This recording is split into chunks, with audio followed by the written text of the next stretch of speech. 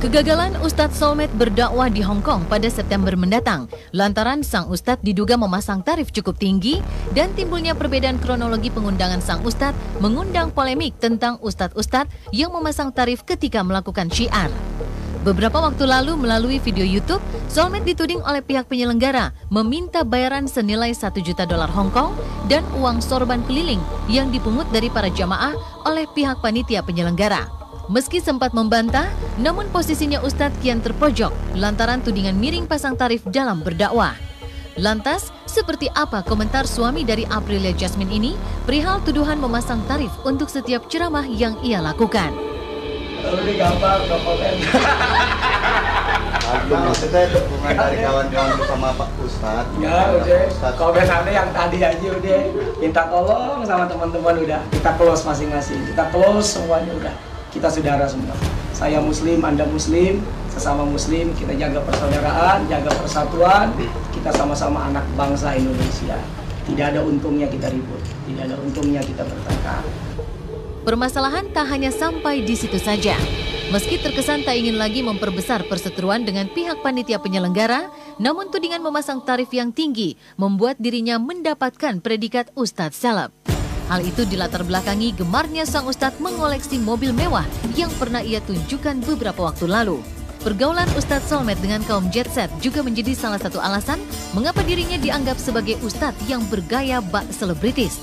Bagaimana Ustadz Solmed menyikapi hal ini? Dalam dakwah itu kan ada medan. Kita kalau mau mengajak orang bersedekah, tentunya jangan sama orang miskin. Kita bisa disorakin. Tapi ajak orang kaya, orang berduit, orang yang hartanya banyak. Nah, sebab mereka punya potensi uang untuk bersedekah dan membantu saudara-saudara mereka yang kekurangan atau kesusahan. Nah, saya cuma jadi jembatan tuh buat teman-teman Dream Club Indonesia.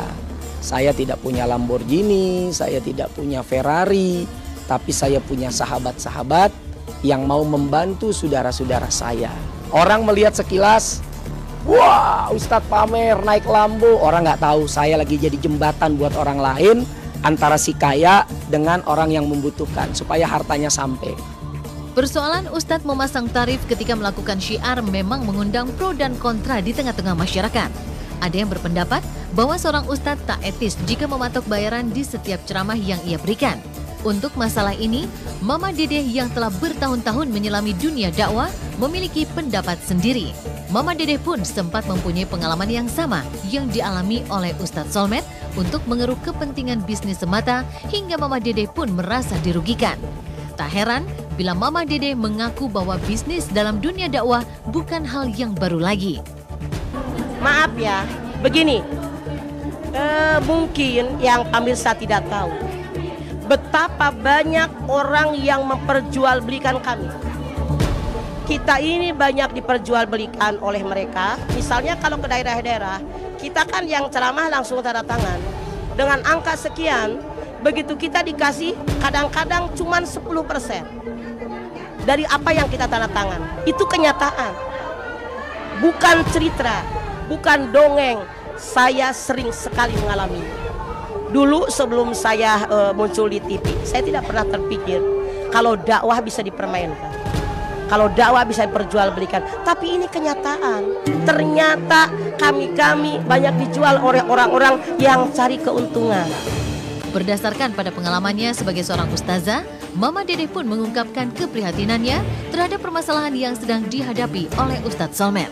Pasalnya, jika memang benar Ustadz Solmed mematok harga, maka hal tersebut mungkin saja terjadi lantaran oknum-oknum yang ingin mengambil keuntungan dari mereka bukan dari sang Ustadz sendiri yang meminta. Saya rasa ini ada sebab dan akibat. Tidak akan ada asap kalau tidak ada api. Kenapa mereka mengenakan tarif sekian? Karena kenyataannya dari langsung orang yang bersangkutan sekian, yang diberikan kepada orang yang bersangkutan sekian. Akhirnya mereka bilang, kita yang udah bekerja kenapa nggak ngasih? Udah, artinya target kalau misalnya ada tingkat kabupaten sekian, tingkat gubernur sekian, mendingan kita kasih target, terserah dia ngambil berapa. Saya tidak bisa menyalahkan mereka, karena banyak orang yang membohongi kita. Saya tidak bela siapa-siapa, tapi kenyataan di masyarakat sekali lagi banyak orang yang memperjualbelikan kami. Itu masalahnya. Kadang-kadang ada orang ngundang ke kita, dia langsung terus terang, "Mah, itu milik saya 50%. Silahkan." Alasannya apa? Yang ngundang mama saya. Mencuatnya isu pemasangan tarif para ustadz membuat Majelis Ulama Indonesia bicara. Dalam sebuah situs pemberitaan online, MUI berpendapat mengenai pasang tarif ini.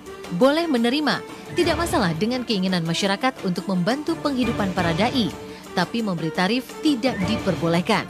Lantas, apa tanggapan para ustadz lainnya tentang memungut bayaran dan pasang tarif ketika berceramah? Pertama, tidak haram hukumnya memungut biaya atau infak ketika berceramah. Tapi itu tidak etis. Ingat Mbak, bukan berarti terus tuh kan bener kata MUI nggak boleh memungut biaya, bukan berarti itu. Ingat, muslim yang baik itu muslim yang beretika. Semakin sering seorang ustadz dilihat oleh masyarakat di televisi, dia harus semakin mampu menjadi tuntunan. Siapapun bisa mengundang, yang mengundang serius ke rumah, bukan apa-apa Mbak, karena banyak orang yang ngundang tapi nggak serius. Apalagi dengan kalau sudah label IO, sponsorship dan sebagainya, pihak pengundang ngasih sekian, IO ngasih ustadz cuma sekian. Yang capek ustadz, yang ngomong berjam-jam ustadz. Sekarang begini Bang, 2 orang kerja, yang satu dorong gerobak, yang satu cuma ngeliatin. Nah kira-kira yang harusnya lebih besar kan yang dorong gerobak dong, bukan yang ngeliatin. Seperti itulah analoginya.